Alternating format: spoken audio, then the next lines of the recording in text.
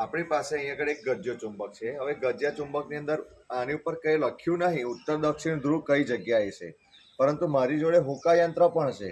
હોકા યંત્ર એ શું કરે છે, તો હોકા યંત્રમાં એ આપણને દિશા દર્શાવે છે। ચુંબકીય સોય હોય એની અંદર, અને જે હંમેશા ઉત્તર દક્ષિણ દિશામાં સ્થિર થાય છે।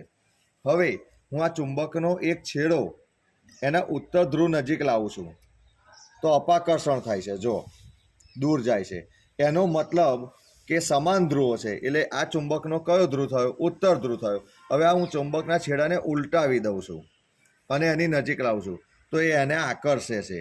તો એ શું બતાવે છે કે આ વિજાતીય ધ્રુવો થયા, એટલે આ ઉત્તર છે તો આ શું થશે? દક્ષિણ। હવે આ જ પ્રયોગ આપણે દક્ષિણ ધ્રુવ પર પણ કરી શકીએ।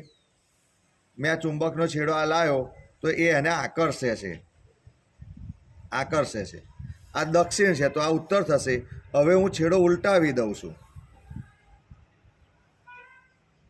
તો અપાકર્ષણ થાય છે। બરાબર? તો આ રીતે આપણે ચુંબકની અંદર ઉત્તર દક્ષિણ ધ્રુવ કયો છે એ આપણે નક્કી કરી શકીએ। Thank you.